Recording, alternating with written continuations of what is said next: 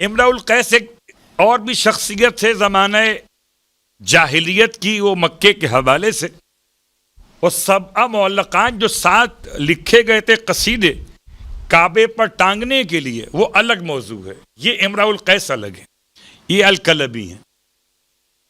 امرؤ القیس کی تیسری بیٹی کا نام ہے رباب. میں بہت تلاش کرتا نا کہ ام رباب کہاں لکھا ہوا ہے، ام رباب نہیں ملتا مجھے سوائے مرثیہ نگاروں کے مرثیوں میں یا نوحہ لکھنے والوں کے نوحوں میں. ام رباب امرؤ القیس کا لقب ہے، یہ کنیت ہے ابو الرباب، رباب کے والد، رباب کے والد. جناب رباب کی شخصیت کو سمجھنے کے لیے گرچہ یہ ایک مجلس یا ایک سلسلہ گفتگو کم ہے، رباب وہ عظیم شخصیت ہیں جنہیں سرکار سید الشہداء کا حرم نصیب ہوا، اور ایسا نصیب ہوا کہ ایسا لگتا جیسے خدا نے بنایا ہی حسین کے لیے تھا. پھر آپ کو یاد دلا دوں کہ مولا حسین علیہ السلام کی اولادوں میں سے کس خاتون کو اللہ نے بیٹے دیے، کس خاتون کو بیٹیاں دیں، اور کس خاتون کو دونوں عطا کیے. جن خواتین کو مولا حسین کے حرم اور وجود کی برکت سے دونوں ملے اور رباب ہیں، اور دونوں ایسے ملے کہ نہ ایسا بیٹا کسی اور کو ملا اور نہ ایسی بیٹی کسی اور کو ملی. رباب بنت امرؤ القیس عظیم شخصیت، امام علیہ السلام کے حرم میں، اور مصائب سے پہلے امام علیہ السلام کے اشعار میں جتنا تلاش کرتا گیا مجھے تقریباً ہر کتاب تاریخ میں رباب علیہ السلام کے حالات میں جہاں تک میں نے تلاش کیا مجھے یہی ملا کہ سرکار سید الشہداء فرماتے ہیں لَأَمْرُكْ إِنَّنِي أُحِبُّ دَارًا، قسم ہے عمر کی، قسم ہے زندگی کی، کہ مجھے وہ گھر بہت پسند ہے. کون سا گھر؟ اس میں سکینہ اور رباب رہتی ہے. پھر فرماتے ہیں اور میں اپنے مال کا بڑا حصہ ابذل جل مالی، اپنے مال کا بڑا حصہ میں ان سے محبت کرتا ہوں، ان دونوں سے، اور اپنے مال کا بڑا حصہ میں ان پر خرچ کرنا چاہتا ہوں. اور کسی سوال کرنے والے کو سوال کرنے کی کوئی گنجائش نہیں ہے. میں نے ترجمہ کیا محاورے کے اعتبار سے اصلی الفاظ کے ترجمے کو چھوڑ کر. غور کیجئے، ایک ہے زر، ایک ہے زن، ایک ہے زمین. یہ تینوں لفظ عجیب و غریب لگتے ہیں اگر آل محمد کے خلاف جائے، اور ان تینوں لفظوں کو امام نے بڑی اہمیت دی. گھر پسند، عورت پسند، اور ان دونوں پر مال خرچ کرنا پسند. کون دونوں؟ ماں اور بیٹیاں، سکینہ اور رباب. امام علیہ السلام کا جملہ بالکل ویسے ہی لکھے جانے کے قابل ہے جیسے مولا عباس کی شام نے فرمایا تھا کہ میری جان تم پر قربان ہو جائے عباس. ایسے ہی لَأَمْرُكَ، مجھے قسم ہے زندگی کی کہ مجھے وہ گھر بڑا پسند ہے، اس میں سکینہ اور رباب رہتی ہوں. میں ان دونوں سے محبت کرتا ہوں. یہ بات یاد پھر دلا دوں کہ مولا حسین کی محبت کا معیار عام افراد کی محبت کا معیار نہیں ہے. اور مولا حسین کے گھر میں اور بھی ازواج مطہرات ہیں آپ کی، لیکن کسی اور کے بارے میں امام کے کلمات کم از کم مجھے نہیں ملے کہ امام نے اس طرح سے مشخص فرما دیا ہو، نام لے کر رباب اور امام کے الفاظ میں ام رباب نہیں ہے، رباب ہے۔ بیٹی کا نام سکینہ یا سکینہ پڑھ لیجیے۔ جناب رباب کی تعریف میں امام کے الفاظ، اور جناب رباب نے واقعاً ایسا نبھایا کہ سرکار سید الشہداء کے ساتھ ساتھ بہت منتخب تھیں، یوں کہہ لیجئے کہ خدا کے انتخاب کو مصطفیٰ کہتے ہیں، مصطفیٰ کے انتخاب کو مرتضیٰ کہتے ہیں، مرتضیٰ کے انتخاب کو حسن و حسین کہتے ہیں، اور حسین کے انتخاب کو رباب کہتے ہیں۔ یوں سمجھ لیجئے اپنے زمانے کی ختیجہ طاہرہ ہیں، اپنے زمانے کی سرکار سید الشہداء کے لیے ایسی شریک حیات ثابت ہوئی کہ واقعی کربلا کی ساری ماؤں کی تاریخ ایک طرف، اصغر کی ماں کی تاریخ ایک طرف، اس لیے کہ ہر ایک شہید کی ماں نے اپنے بچے کو قربان تو کیا ہے، مگر دودھ پیتا ہوا کوئی بھی نہیں تھا، دودھ پیتا ہوا تو کوئی بھی نہیں، کوئی قدموں پہ چل کے گیا، کوئی گھوڑے پر بیٹھ کر گیا، کوئی میدان میں دوڑتا ہوا گیا، ایک ہی تو ہے کہ حسین کی گود میں گیا۔ رونے والوں، خدا آپ کو کوئی غم نہ دے، حضرت رباب کے مصائب پڑھنے ہیں، اور رباب جیسی ماں، بعض علماء نے جناب رباب کے حوالے سے کچھ باتیں بیان کی ہیں۔ جناب رباب کی خدمت میں بڑا مشکل وقت تھا، جب امام علیہ السلام نے استغاثہ بلند کیا، حل من ناصر، اتنا غریب تھا زہرا کا لال کہ پوچھتا تھا کوئی ناصر ہے میرا؟ آخر وقت میں بھی امام چاہتے تھے کوئی نکل آئے ان میں سے، کوئی اور حر بن جائے، حل من مغیث، ہے کوئی فریاد کو پہنچنے والا، حل من ذاب یذب حرم رسول اللہ، ہے کوئی رسول خدا کے حرم کی حفاظت کرنے والا۔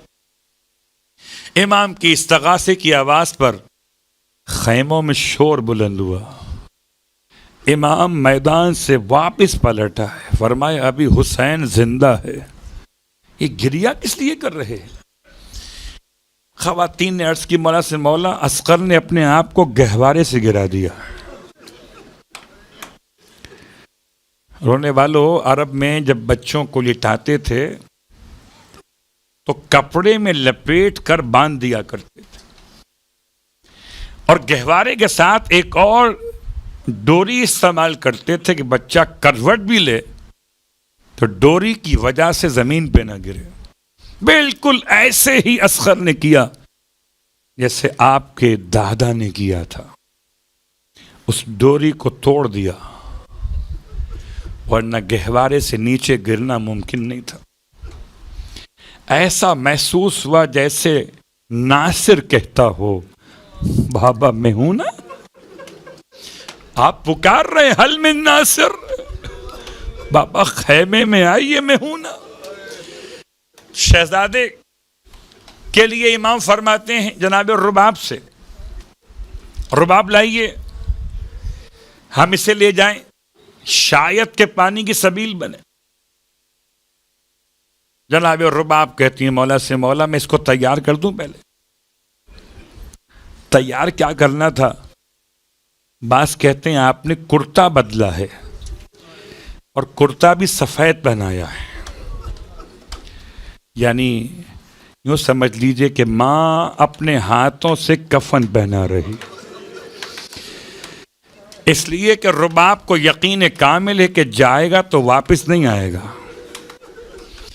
رباب سے، اصغر سے آپس میں کیا باتیں ہوئیں؟ بچہ بڑا سمجھدار ہے، جب مدینے سے قافلہ نکل رہا تھا تو بہن کی گود چھوڑ دی تھی، حسین نے کوئی جملہ کہہ دیا تھا۔ یہاں ماں کہتی ہیں بیٹا اصغر، تیری ماں سیدانی نہیں ہے، ماں کی عزت کا خیال کرنا۔ بیٹا جتنا رونا ہے خیمے کے اندر رو لو، باہر جا کے مت رونا. لوگ کیا کہیں گے کہ حسین کا خون ہے، تو حسین کا خون تو کبھی نہ روتا، یہ ماں کے شیر کی کمزوری ہے. تو بیٹا ماں کا خیال کرنا. بچہ ماں کو دیکھتا جاتا ہے، ماں کہتی جاتی ہے بیٹا جب تک تمہارے بابا کے اقربا اور اصحاب زندہ تھے نا، تمہارے بابا کے جسم پہ زخم نہیں لگا تھا. اصغر تیرے ہوتے ہوئے بابا کو زخم نہ لگا. پھر رو کے کہتی تھی بیٹا جب دادی زہرا کے پاس حوض کوثر پہ پہنچو تو کوثر پینے میں جلدی نہ کر لینا، اپنے بابا کا انتظار کرنا، بابا تجھ سے زیادہ پیاسا. ماں کی باتیں اصغر سنتے تھے جیسے سب سمجھ میں آ گیا ہو. جناب رباب نے اصغر کو تیار کر کے امام کی آغوش میں دیا، امام نے سینے سے لگا لیا. اللہ اکبر. رونے والوں، میدان کربلا میں امام کی آمد ہے.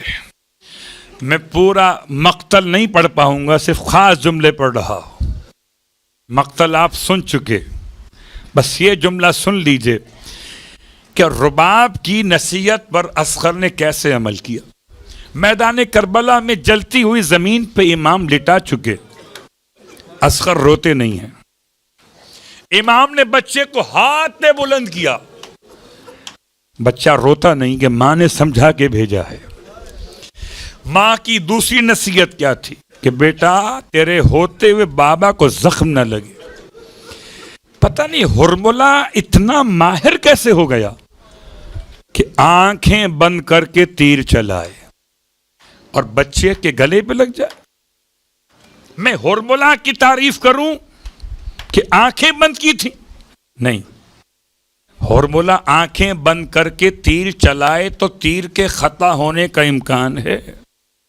ہرملہ کے اپنے الفاظ ہیں کہ میں 6 تیر لایا تھا اور 3 تیر نشانے سے خطا کر گئے. ہرملہ کے اپنے امیر مختار کے سامنے ہرملہ کا بیان تھا یہ کہ 6 تیر لایا تھا، 3 خطا ہو گئے، 3 نشانے پہ لگائے تھے. نشانے پہ کیسے لگائیے؟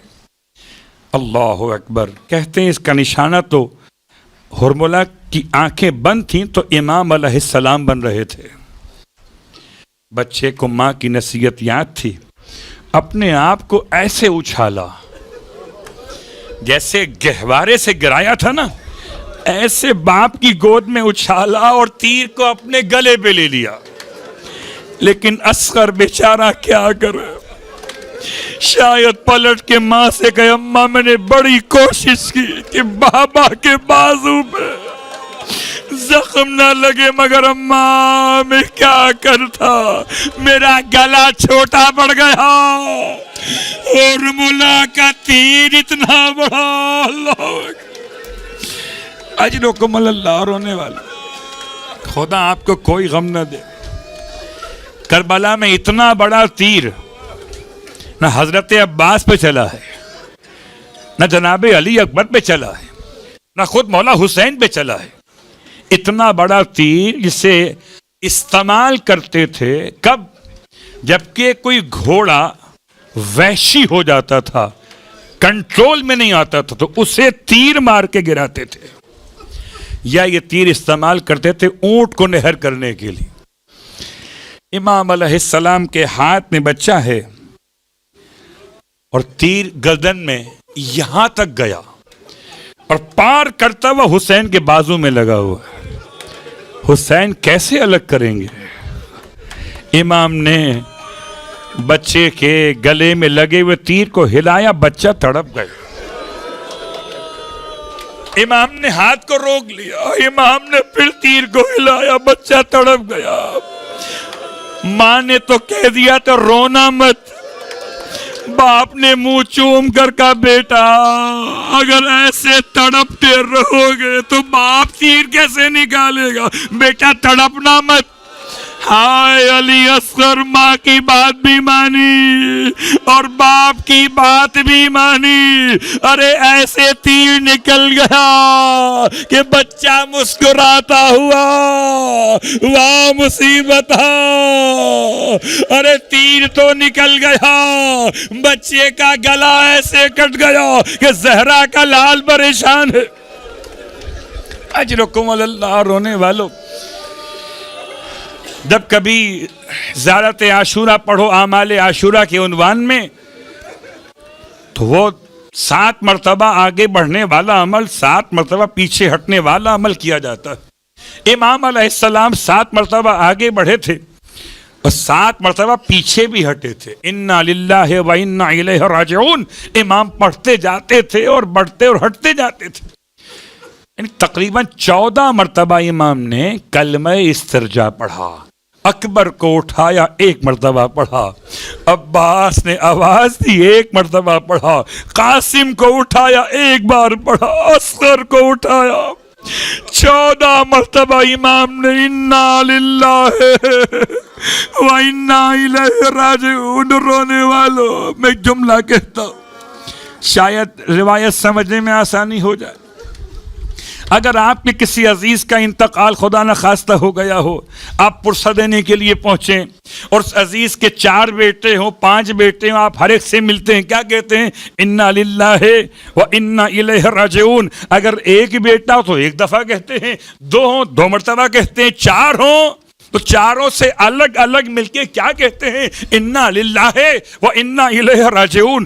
ایسا محسوس ہو رہا تھا جیسے امام سجاد کے جملے ہیں, فرماتے ہیں منحال سے منحال, یہ تو بتاؤ کہ ہرملہ گرفتار ہوا کہ نہیں ہوا؟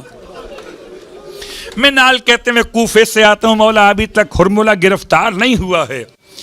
تو امام فرماتے ہیں منحال, اب مختار کو سلام کہنا اور کہنا کہ جب بھی ہرملہ گرفتار ہو اس کے ہاتھ پاؤں کاٹے جائیں اور اسے آگ میں جلا دیا جائے. رونے والوں, بعض کہتے ہیں یہ منحال نے سوال کیا یا کسی اور نے روتے ہوئے امام سے پوچھا مولا اتنا سخت جملہ ہرملہ نے کیا تھا؟ امام فرماتے ہیں تم سمجھتے ہو کہ ہرملہ نے خالی ایک اصغر کے گلے پہ تیر مارا تھا؟ ہرملہ نے وہ تیر جو چلایا ہم 14 معصومین کے قلب پہ لگا. مجھے تب سمجھ میں آیا امام کیوں کہتے تھے انا للہ وَإِنَّا إِلَيْهِ رَاجِعُونَ. کبھی پرسا رسول خدا, کبھی پرسا فاطمہ زہرا, کبھی پرسا حسن مجتبیٰ.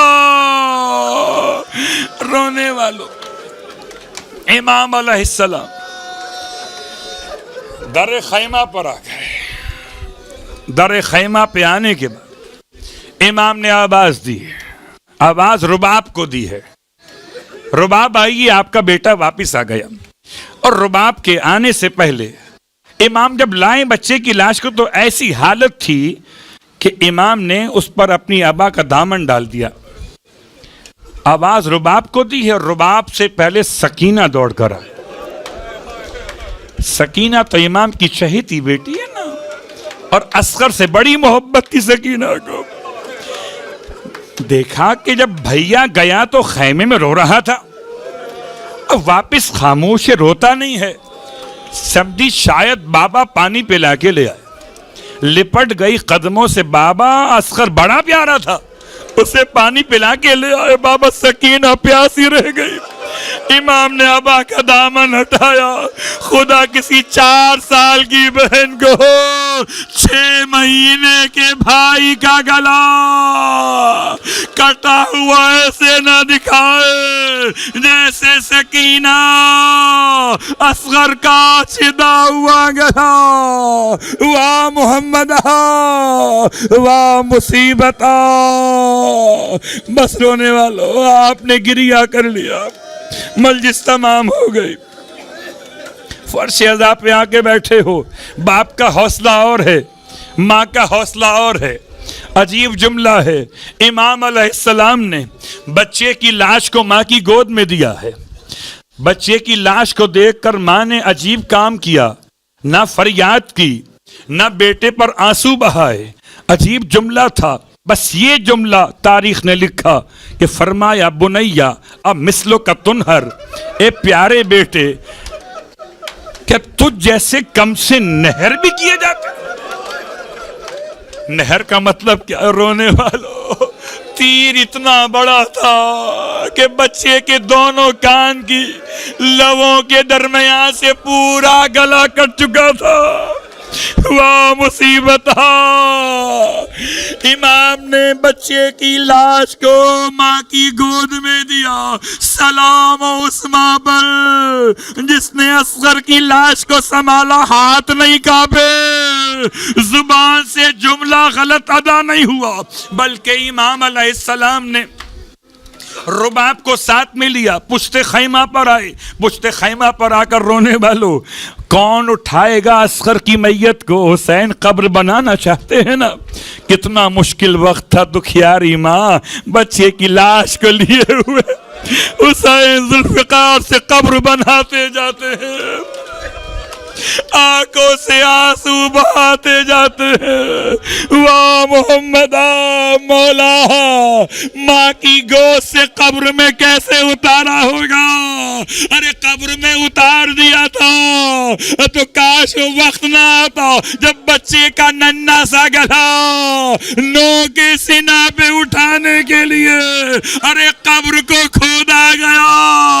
واہ محمد، واہ مسلم.